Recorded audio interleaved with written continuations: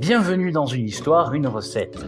Aujourd'hui, on s'envole pour l'Italie à la découverte d'un pain devenu incontournable, la ciabatta.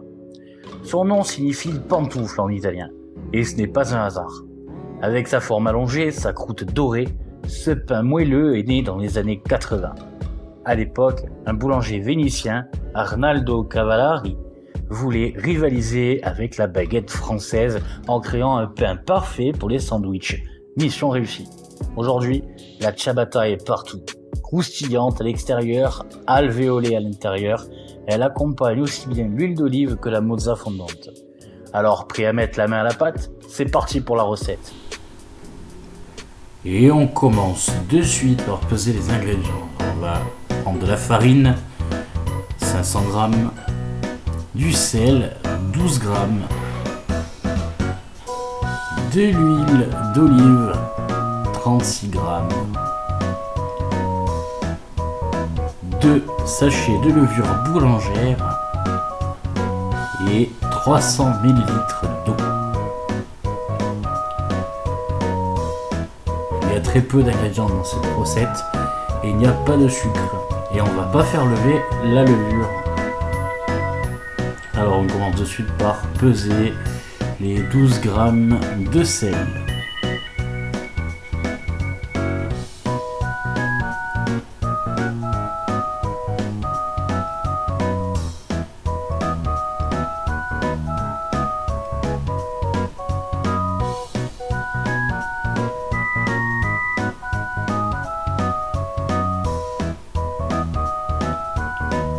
Alors, on va les mettre un petit peu à part parce qu'il ne faut pas que la levure soit en contact avec le sel.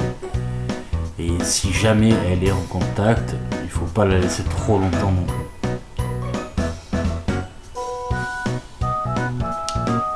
On va prendre maintenant l'huile et on va la déposer sur un des côtés, comme ceci.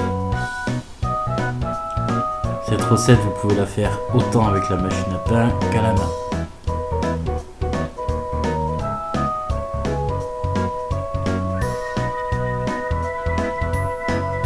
Nous allons prendre nos 2 sachets de levure et nous allons les verser sur un des côtés, loin du sel.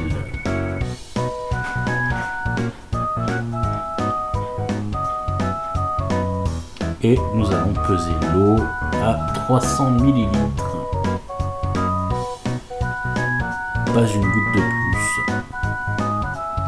Votre pâte, elle sera un peu liquide. C'est normal, ne vous inquiétez pas. Vous allez voir après l'astuce.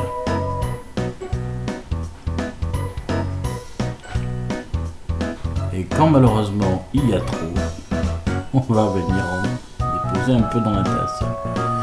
On le met au batteur à vitesse 1 pour les robots afin que le gluten puisse se former tout simplement. Et on va la laisser comme ça 12 minutes.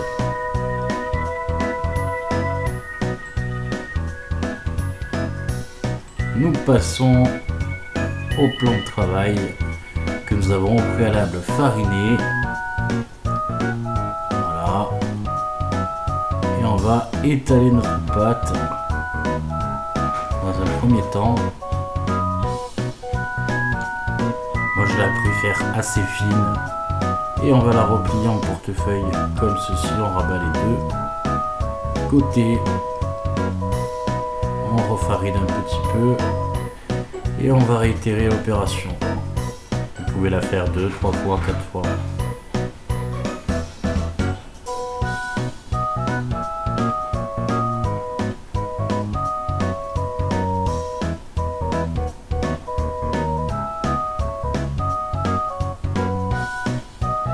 Et on replie en portefeuille, mais de l'autre côté cette fois.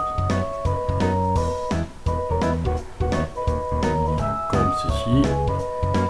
Et on va venir la mettre à l'envers et nous allons remettre un coup de rouleau comme ceci, voilà, bien correctement.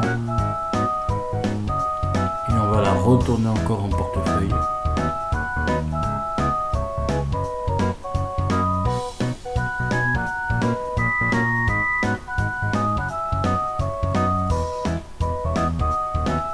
En la mouillant un petit peu cette fois parce qu'on va coller les deux bords. Donc on prend un petit pinceau. Donc, si vous n'avez pas de pinceau, vous pouvez le faire à la main. Trempez vos doigts dans l'eau. Là je prends le pinceau et je vais venir mouiller les côtés.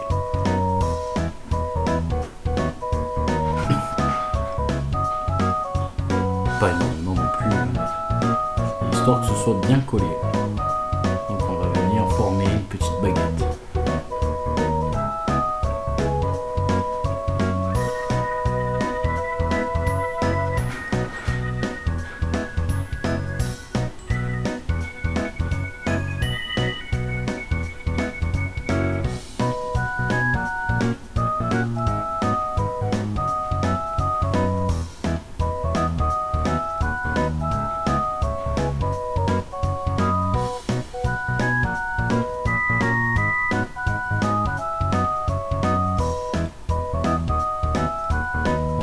Cette petite baguette comme ceci et puis on va venir la mettre sur la tranche. Voilà, comme ça on aplatit bien et on va venir rouler comme ceci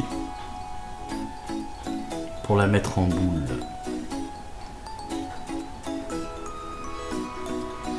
Non messieurs dames, la pâte n'est pas terminée, loin de là. On va la mettre en boule et on va la laisser reposer pendant environ 1 heure. Si vous avez de la levure instantanée, dans ce cas-là, vous pouvez la laisser que 30 minutes.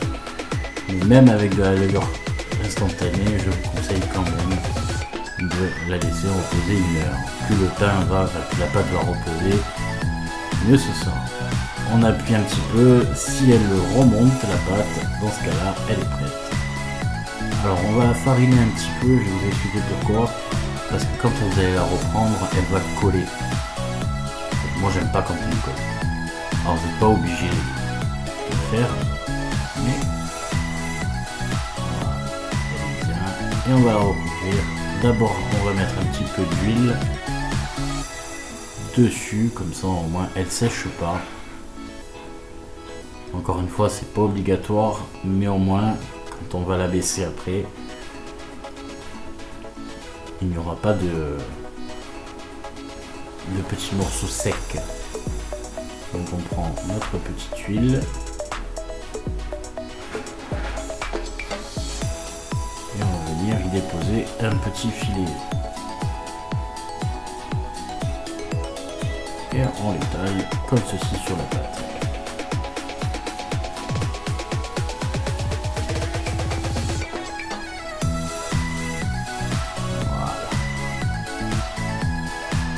Comme un petit bébé. On va remettre un petit peu de farine. Comme ceci. Et on va venir la recouvrir. Vous pouvez la recouvrir d'un torchon humide, à l'eau chaude d'ailleurs. Ou tout simplement mettre de l'eau chaude dans la cuve du robot, la vider et la placer par-dessus. Et vous la laissez comme ça pousser pendant 1 heure. Et là on est pas mal. Pour la prochaine étape de la recette, du coup, on va dégazer la pâte. Voilà, on va l'écraser un petit peu. On enlève tout le gaz qu'il y a dedans. Tout en la mettant un peu dans la farine, comme ça elle colle pas. Et on va la reformer en boule, comme ceci. Et maintenant, on va la baisser et lui donner la forme que nous voulons. Pour cette recette, je l'ai façonnée en canne. Vous allez voir, c'est assez rigolo.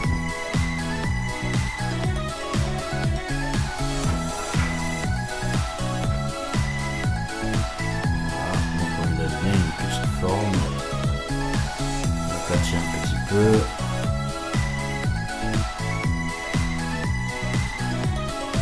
On met toujours sur le côté comme ceci.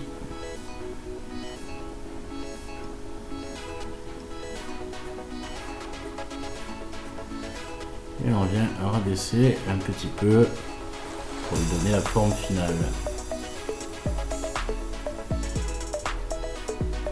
On va l'allonger en fait, hein, tout simplement.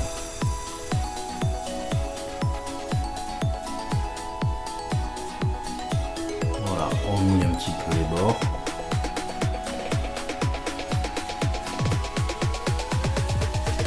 On va venir replier.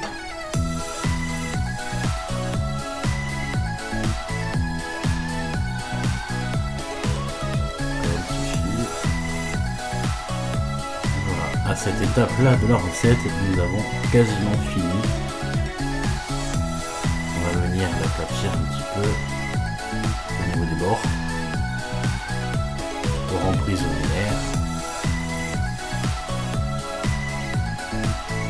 Comme ceci.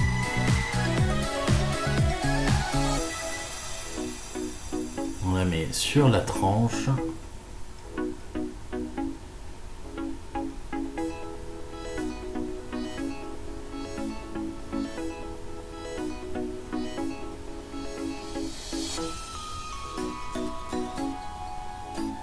On l'aplatit un peu, sinon à la cuisson elle va devenir énorme.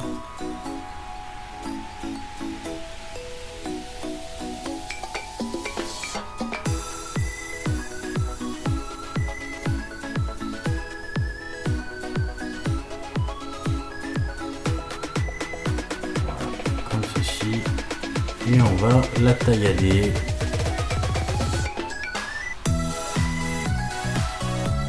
Vous pouvez lui donner autant de motifs que vous voulez, le but étant de faire sortir les gaz du pain quand il va être à la cuisson.